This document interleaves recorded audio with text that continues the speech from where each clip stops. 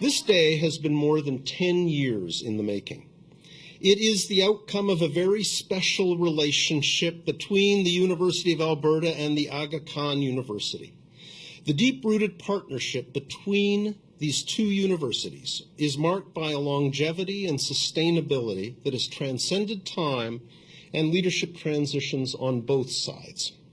This summer, we opened the Aga Khan Garden to the public for the first time, and it has had an immediate impact.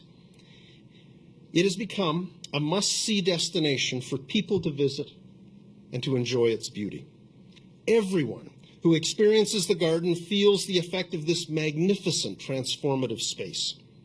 What I love about the garden is that it allows us to experience peace and tolerance in a truly immersive way. We may come from a wide range of cultures, of beliefs, and backgrounds. When we experience the sights, the sounds, and the harmony of nature, it reminds us of our common humanity. The fact that this new addition is a unique coming together of a traditional Islamic gardens in Alberta's northern climate is a further reminder that we can use our differences to create something beautiful and something lasting. It's a beautiful gift to Alberta, to its people, everyone from families who've been here for generations to recently arrived immigrants will find moments of peace and calm, reflection and joy. And I'm delighted that the people of Alberta can count on you, Your Highness, as a true friend. And I'm proud to say that we stand with you as we work together to build a fairer, more inclusive world. The Garden of Islamic tradition is also a place where the flow of refreshing water reminds us of divine blessing. It is a place for meditation and quiet renewal. But I would likewise emphasize that the garden through history has also been seen as a social space, a place for learning, for sharing, for romance, for diplomacy, for reflection on the destiny of the human race. And even as we share the garden experience with others, we can feel a connection with those who walked through similar gardens in the past. One of the great questions facing humanity today is how we can honor what is distinctive about our separate identities and, at the same time, welcome a diversity of identities as positive elements in our lives.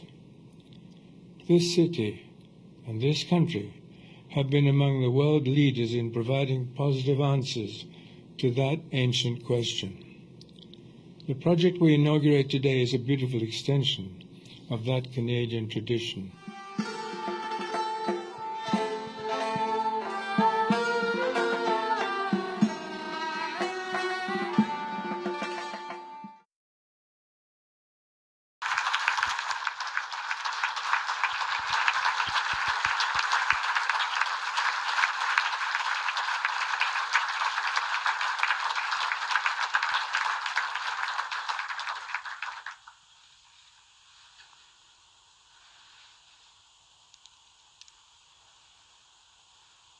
Bismillahirrahmanirrahim.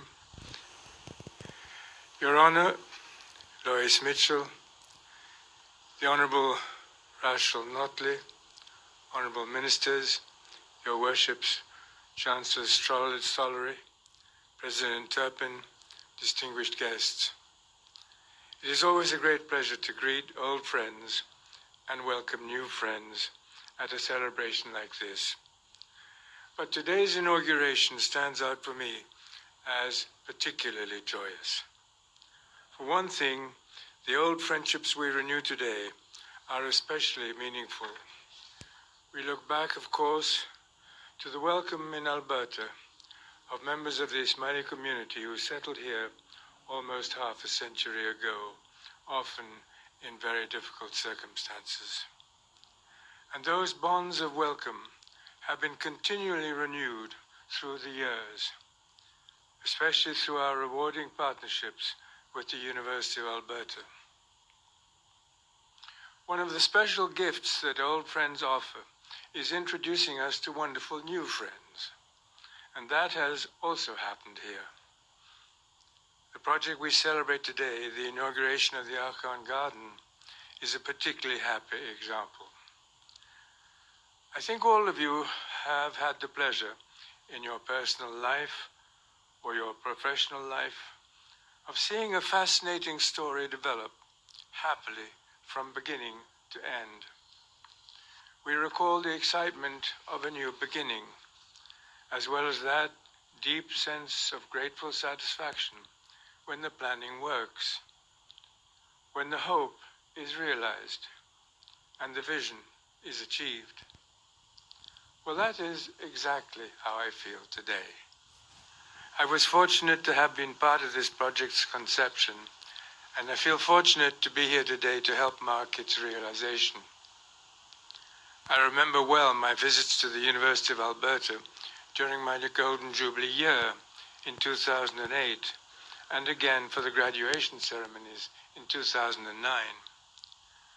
That was when we first discussed this dream of creating here, together, a new Islamic garden.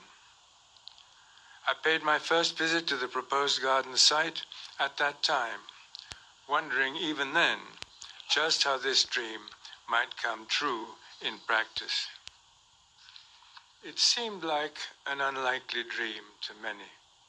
After all, the great traditions of Islamic gardens has its roots in very different times and places. The symbol of the garden as a spiritual symbol goes back to the Holy Quran itself, where the garden ideal is mentioned many times. Down through many centuries, Islamic culture has continued to see the garden as a very special place where the human meets further proof of the divine. The development of the garden as a symbol of Islamic ideals flourished most magnificently some 500 to 600 years ago. And that happened, of course, in the warmer climates of Southern Asia. And yet, there we were in Edmonton, a decade ago, proposing to extend that lovely Eastern and Southern tradition at the start of the 21st century to the unique natural environment, somewhat cold, of northern and western Canada. This proposed new garden, to be precise, would be the northernmost Islamic garden ever created. Over the past 9 years, I have been able to watch the dream come true as we agreed on the configuration of the site, assembled a steering committee, chose an architectural firm, and reviewed development plans.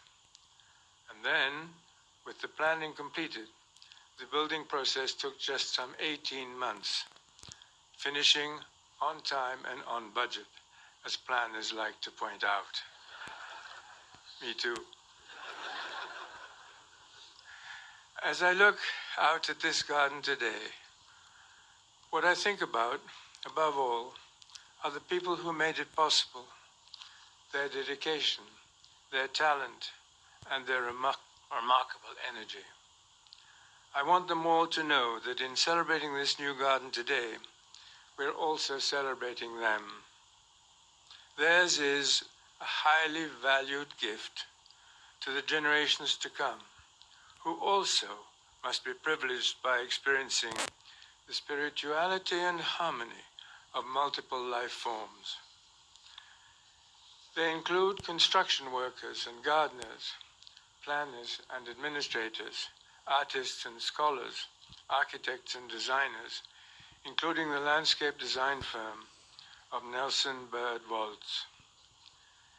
They include dedicated members of the Ismaili and other Muslim communities in Alberta and other parts of Canada, the remarkable family of the University of Alberta, government officials at all levels, and those who serve the Aga Khan Trust for Culture and the Aga Khan Development Network. At the heart of their efforts, of course, was the inspiring power of the Islamic garden itself.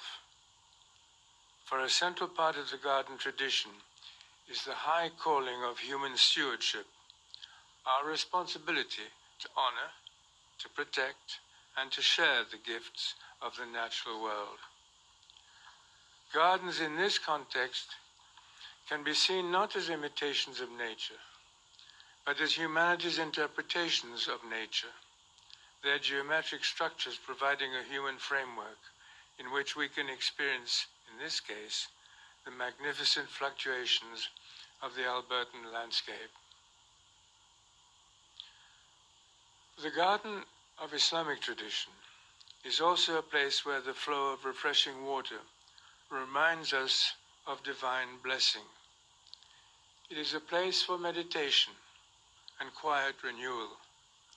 But I would likewise emphasize that the garden through history has also been seen as a social space, a place for learning, for sharing, for romance, for diplomacy, for reflection on the destiny of the human race. And even as we share the garden experience with others, we can feel a connection with those who walked through similar gardens in the past. I would also mention one additional aspect of the particular garden we inaugurate today. It symbolizes not only the creative blending of the natural and the human, but also the beauty of multiple intercultural cooperation. One of the great questions facing humanity today is how we can honor what is distinctive about our separate identities, and at the same time, welcome a diversity of identities as positive elements in our lives. This city and this country have been among the world leaders in providing positive answers to that ancient question. The project we inaugurate today is a beautiful extension of that Canadian tradition. In Canada and in many other places, the Aga Khan Trust for Culture has made a major commitment to creating and renewing important green spaces in recent years. We can look back on 10 recent successes in places ranging from Cairo to Zanzibar, from Toronto to Kabul, from Dushanbe in Tajikistan to Bamako in Mali. In 2018 alone, I helped to inaugurate 3 such garden projects in London, in Delhi, and now here in Alberta. But the story does not end here. In fact, the story of Canadian Islamic Gardens itself is not yet completed. Our plans are now advancing, in fact, for a new park to be developed a few hundred miles southwest of here in Burnaby, British Columbia. Yes, to be sure, it will surpass Edmonton as the westernmost Islamic garden.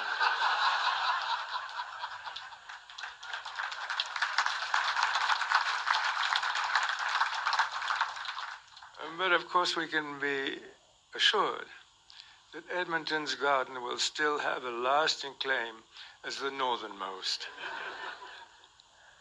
I've talked about the past today, but I would close by emphasizing the future.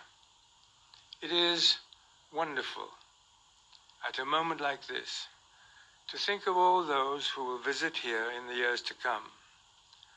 Our work now is to sustain this space, to create new experiences, and to meet new challenges. As you walk through these gardens, you will see evidence of the ways in which future generations will be able to make the most of this site. It is our hope and expectation on this special day that the Aga Khan Garden here at the University of Alberta will truly be a gift that keeps on giving. Thank you.